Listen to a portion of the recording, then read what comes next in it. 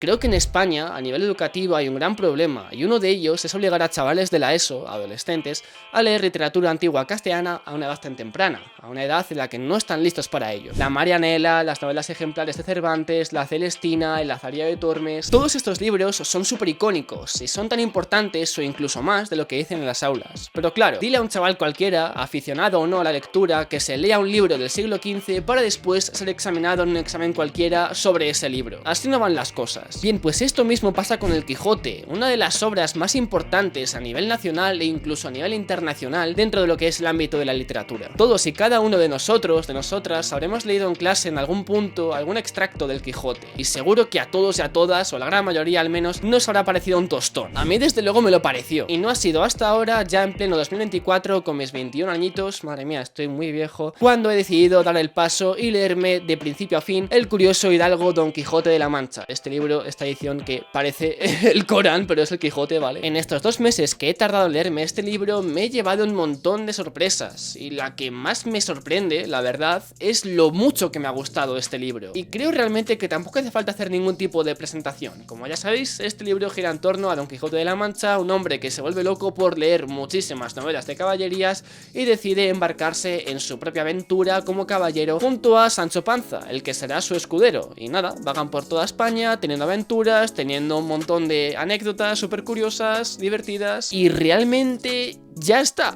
El libro va de eso, no tiene mucho más misterio. Y sí, no os voy a engañar, este libro contiene más o menos unas 1000 páginas, depende de la edición, y asusta realmente adentrarse en un libro tan grande, sobre todo siendo del siglo XVI, pero sinceramente me ha gustado mucho. Y mira que en clase lo hemos leído un porrón de veces, y siempre que lo he leído me ha parecido un tostón, me ha parecido una novela de caballeros, una novela escrita en castellano antiguo, no me llamaba nada la atención, porque básicamente este libro a priori impone por lo que nos han enseñado, pero realmente me sorprendió leer el primer capítulo porque dije, oye, no está tan mal. Pero este libro es como si te ves el anime de Pokémon, va sobre Ash Ketchum, se va de aventuras con los amigos y cada capítulo, digamos, inicia y finaliza en esos 20 minutos, es autoconclusivo. Pero claro, en cada capítulo hay pequeños tintes de historia, de narrativa que se van hilando dentro de lo que es toda la serie, o sea que la historia sigue, la aventura sigue. Pues bien, esta aventura con amigos, con momentos de reflexión, con enseñanzas de vida, con anécdotas, es un poco igual que El Quijote, solo que hecho a la antigua, mezclado así con una gran crítica a la sociedad de aquel entonces, incluso a la sociedad de ahora,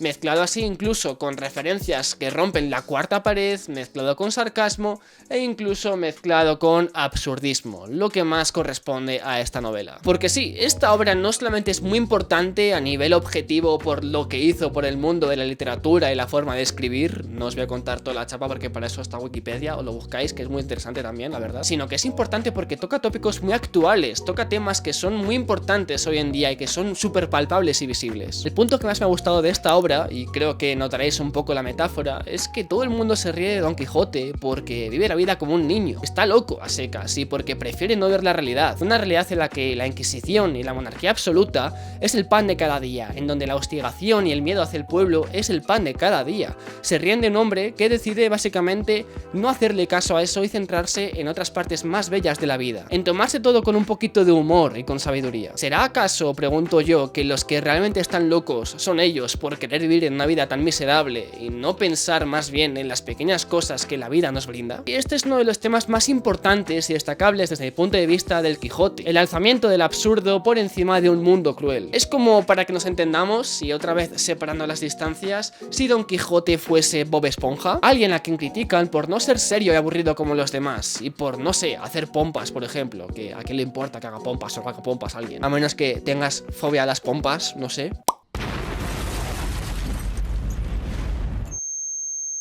A la par que Sancho, por otro lado, hace un poco de Pepito Grillo para Don Quijote, es la parte racional de esta dupla. Pero claro, acá hay otra gran virtud de esta obra, repito, del siglo XVI, y es que encontramos una evolución constante de los personajes. Don Quijote, a raíz de tantas críticas y de tantos momentos absurdos que vive, poco a poco pasa de estar loco a meterse de forma obligada en el raciocinio, mientras que Sancho Panza, al contrario, pasa de ser serio y racional a básicamente contagiarse del absurdo de Don Quijote para ser ahora también él otro loco más, dándose cuenta así de que realmente merece más la pena estar en ese lado de la balanza del que tanto se reía de antemano. Y lo mejor es que dentro de esta crítica social encontramos mucho humor, un humor que a mí sinceramente me funciona, que me ha gustado mucho, que me he reído con él. Hay un meme ahora por ahí circulando por internet de un tío que dice: yo me he reído muy pocas veces con el Quijote, ¿sabes? Y no sé, a mí sí me ha hecho gracia, lo encuentro como un humor muy sano además, muy divertido, porque lo mejor es que encima dentro de estas aventuras, de esta crítica social, de este absurdismo,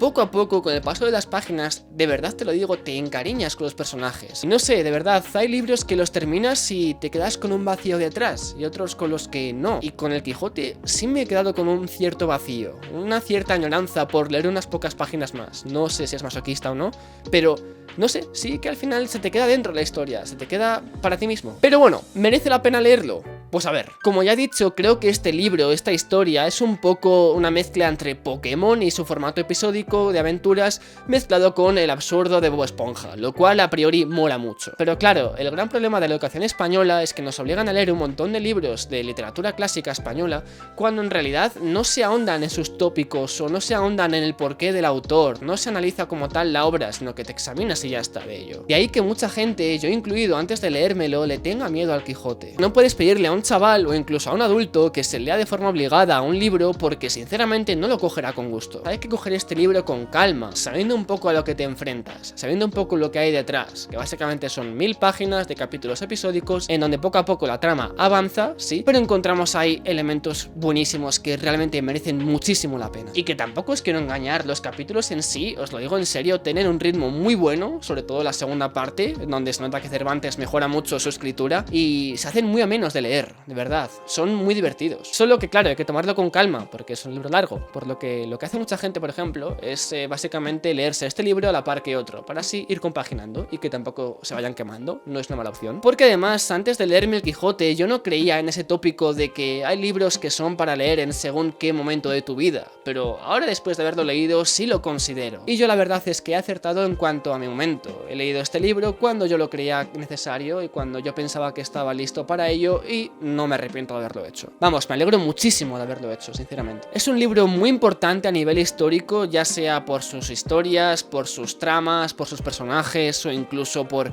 cómo está escrito per se o sus temas, y es un libro de verdad muy entrañable, es algo que te llega al final, ¿eh? ¿Es lo mejor que he leído jamás? Pues a ver, a gusto personal creo que no, porque yo tengo un gusto personal, pero sí que considero que a nivel histórico, a nivel de importancia, es el libro más importante que he leído jamás, y eso a nivel narrativo, a nivel de lectura se nota. Animo a cualquiera que esté viendo este vídeo, a ti que me ves, que le eches un vistazo al libro, que lo intentes, si en algún punto te apetece, sinceramente, porque no te vas a arrepentir. No puedo hacer más que recomendártelo. Este vídeo está de hecho para recomendarte este libro, precisamente. A mí desde luego me ha marcado muchísimo y espero que también a vosotros, vosotras, si algún día le dais un chance, os animéis y me contéis en comentarios qué os ha parecido.